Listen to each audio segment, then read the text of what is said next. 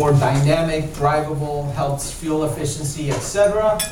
But even within that, because the 2.5 liter is a lot lighter than a traditional V6, that helped as well. But on the other hand, we had a target of better MVH, and the previous car had 17 pounds of sound deadening in the floor. This car that you'll be driving today has over 50 pounds of sound deadening, and that shows the level of commitment we had in making a quieter car.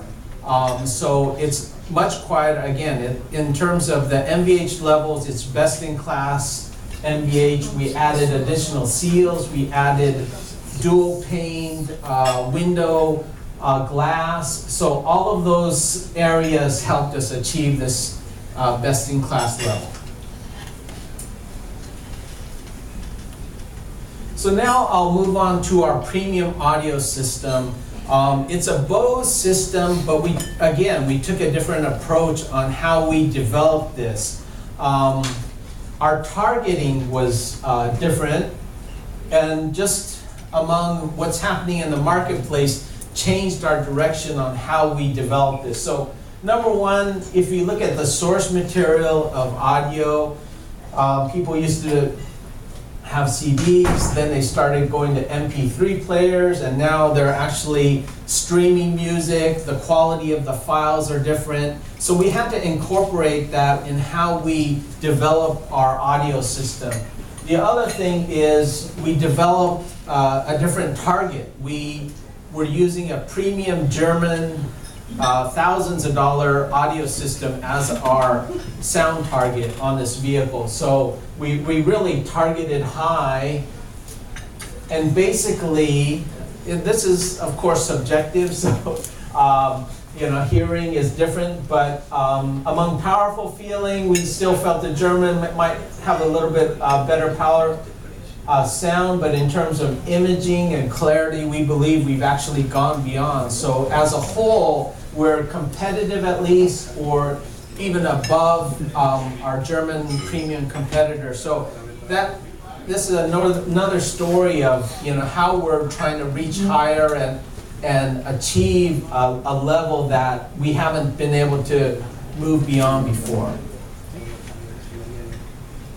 Okay, and then we'll go into the safety technology again, because safety is important for these customers. We don't have the 5-star cash rating yet, but once it's tested, I believe we're going to get the 5-star crash rating, which is of course the top that you can get. We've also added a lot of other things. We have LED headlights that are both low and high beam. My understanding is we're the only one in the segment that has both. Right now, all our competitors that do have it have low beams, but not high beam as well. We have LED tail lights. And then the percentage to the right shows a lot of how much we've incorporated this iActive Sense technology. So like blind spot monitoring, rear cross traffic alert. We have over 3/4 of our vehicles that will have that standard.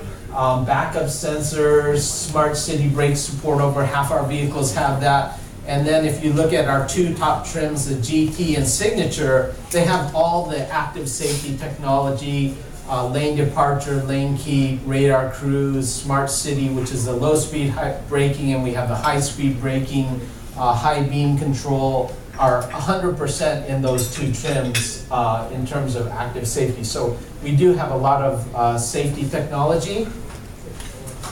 And then the final piece to take a look at is our pricing. Now, our cars on the Sport, this is a chart of all-wheel drive, where this is a chart of both front-wheel and all-wheel drive. The Sport starts at $31,520, and then we have Destination, which is another $900. But if you look at this chart, I have on here comparable Pilot, Highlander, and Pathfinder for our Touring, Grand Touring, and Signature. Basically, our core grades, which make up close to 80% of our mix, are going to be lower priced than all of those competitors. So the MSRP price points per trim are lower than our competitors. So kind of to wrap up the story on what our car is about, we believe for design, we believe it's the best-in-class interior design, exterior design. We use more genuine materials.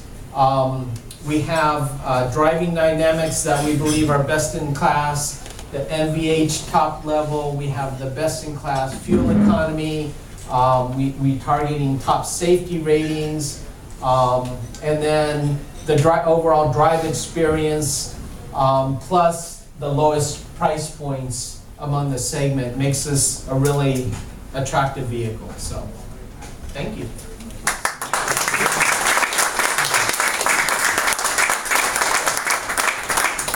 You definitely have an amazing product that should do really well. It's beautifully designed and such.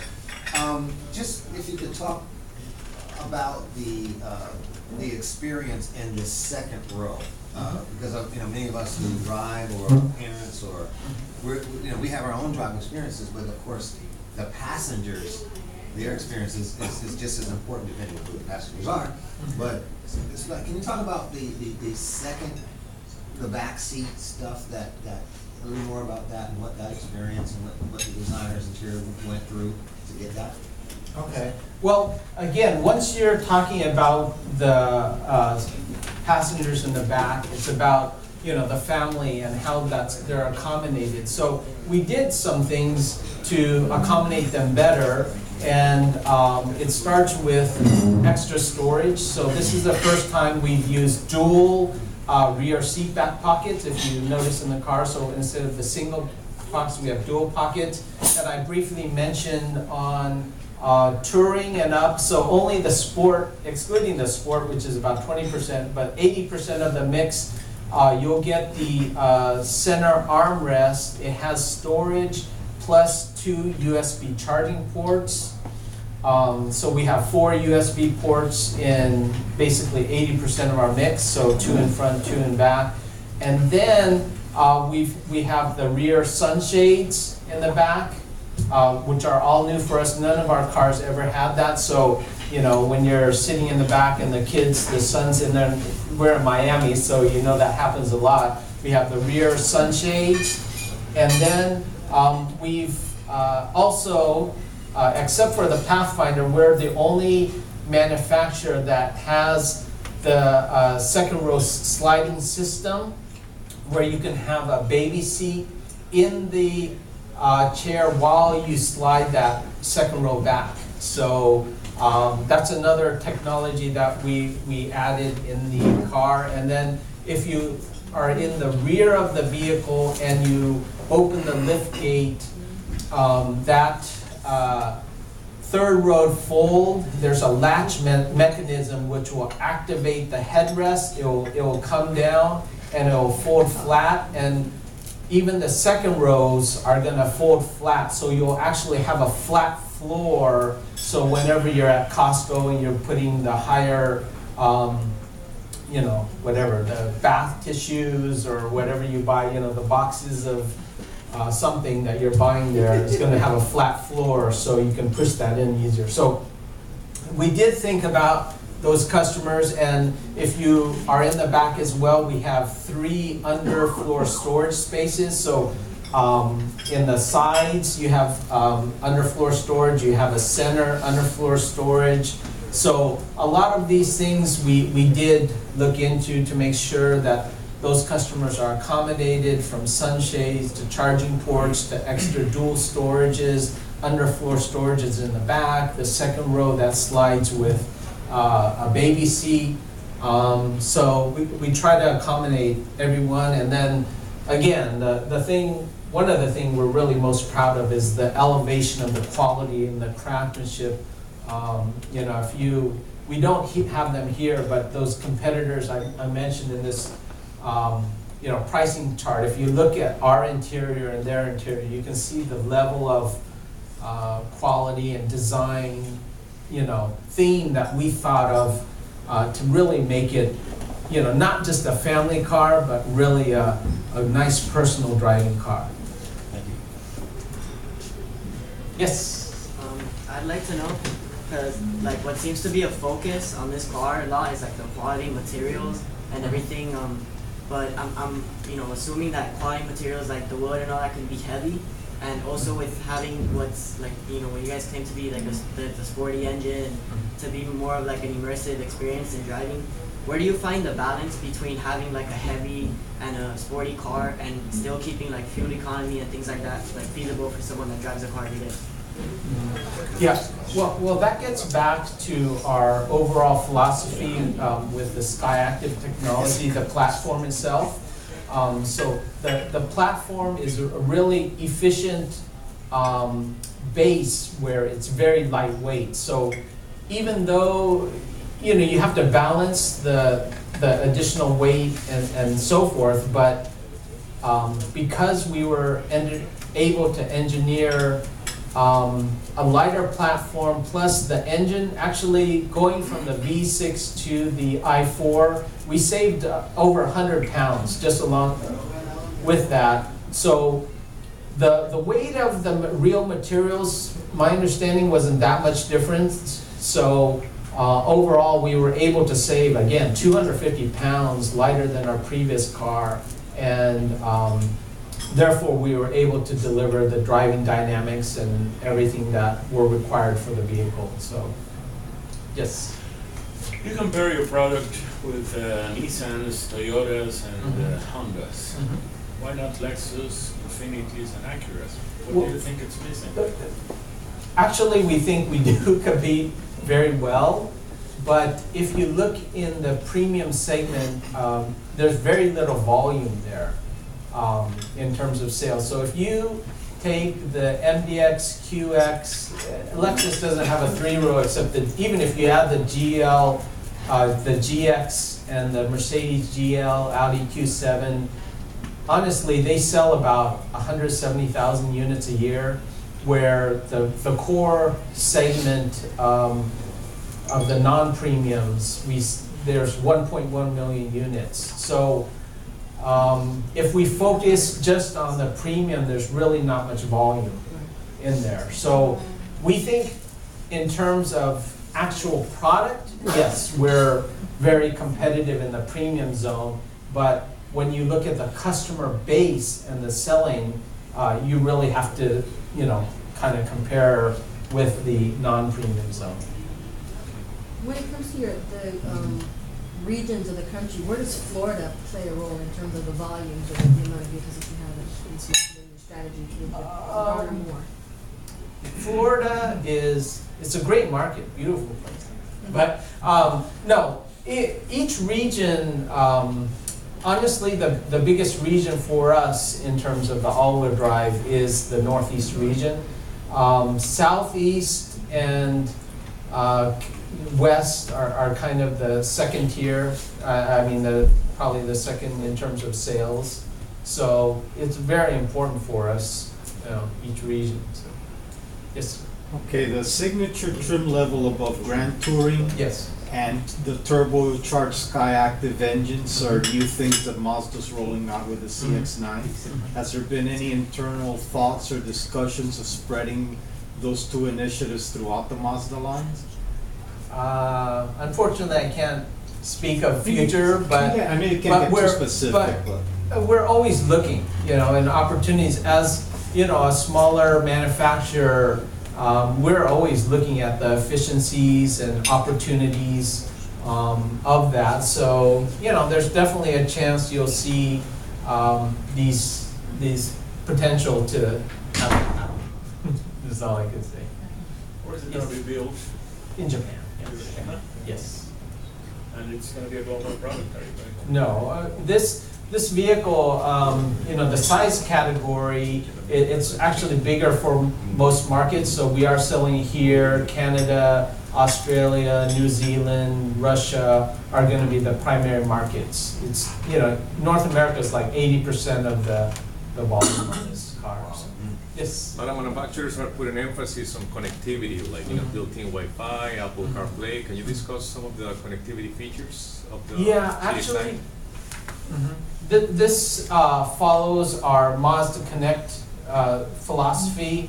So you do have the connectivity of, your phones and streaming Pandora and Stitcher, etc. We are investigating Android, and CarPlay is not in the plans for this car, but of course we're looking to see where that opportunity lies. So right now we don't have that, but our engineering team is looking into that. So you mentioned quite a few features that were, that are available in, let's talk about your sport model, which is your base model. Any of those features, did you make any of those features standard that weren't standard before? On the previous car? Yes. Yeah, I mean, it's a whole new platform, but specifically, so we didn't have the 7-inch screen, we didn't have the Mazda Connect. We added LED high and low beam standard. We had the LED tail lights, and all the interior kind of pieces are new, as well as the platform's new, the engine's new. We added larger tires, are new compared to the previous cars. All of those are standard features. Standard, yes. And then we did things like, I didn't mention, so previously you would only have auto up, down windows on the driver only. We added illumination, and as well as auto up, down on all 4 seating positions. So, some of those touches we've upgraded in the vehicle. So your so-called well-equipped vehicle, say on that signature, is that gonna take it over to 50, or is it? No, that's our highest trim, the Signature at 4415. So we're going to be under 45,000, and that's our fully equipped model, and that's in all-wheel drive. But it is it's all the same.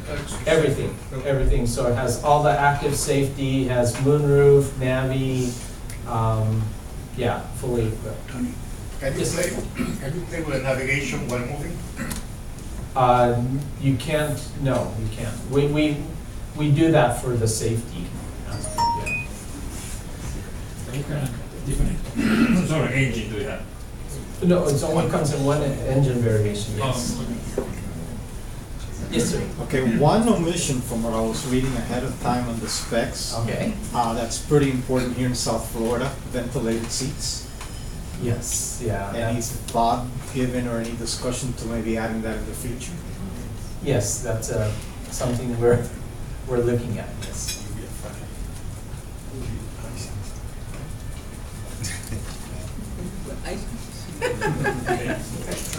Thank you. Thank you.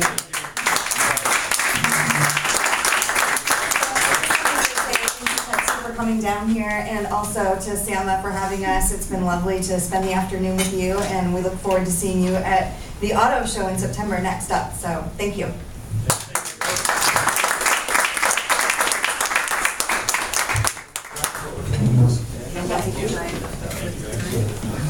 Forward.